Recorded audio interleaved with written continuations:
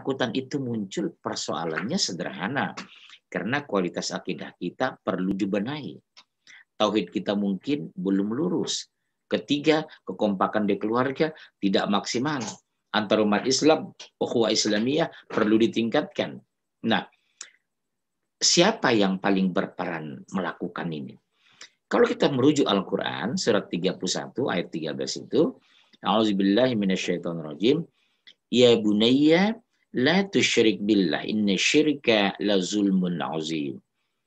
Yang paling berkompeten, yang paling cantik melakukan pendidikan ini, pengkaderan ini, doktrin ini adalah seorang ayah.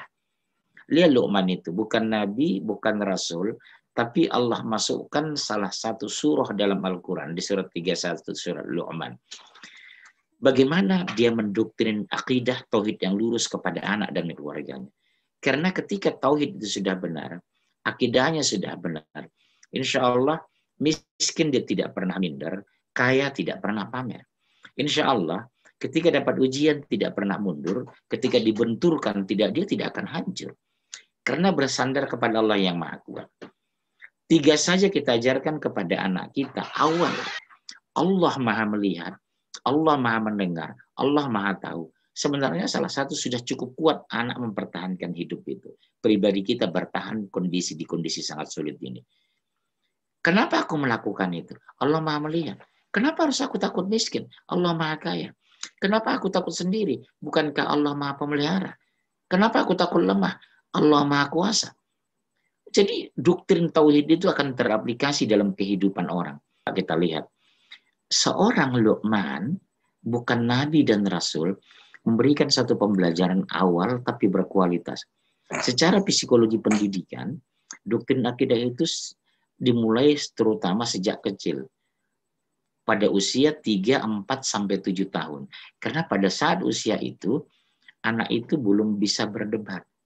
Belum menganalisa, tapi mencontoh, meniru, mengikuti.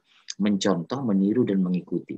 Makanya pada posisi itu, ketauladan itu lebih penting daripada nasihat.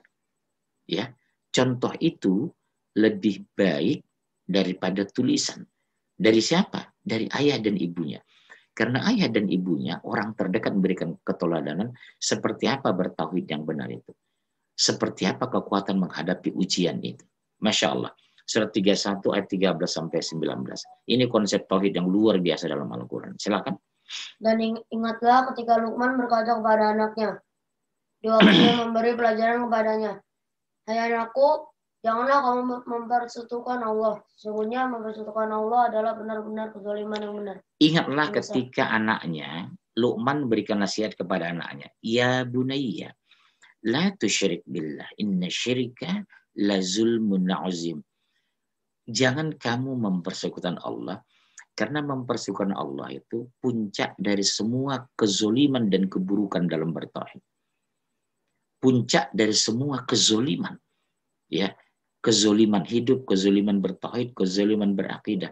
Karena Allah Maha Pencipta, Allah Maha Kaya, Allah Maha Tahu, Allah Maha Melihat. Ketika ini sudah doktrin masuk ke otak anak kita, sudah ada input ke dalam, ini jadi memori ke depan. Dulu ayahku begini, dulu ayahku begini, dulu ayahku begini. Memberikan satu ketoladan kepada anak dan istrinya. Ya bunayya, la tusyrik billah, inna syirka la zulmun azim. Apa yang kita perkenalkan kepada anak? Allah Maha Tahu, Allah Maha Melihat, Allah Maha Mendengar, Allah Maha Kuat, Allah Maha Melindung, Allah Pemelihara. Kenapa nak harus kamu tak khawatir dengan COVID?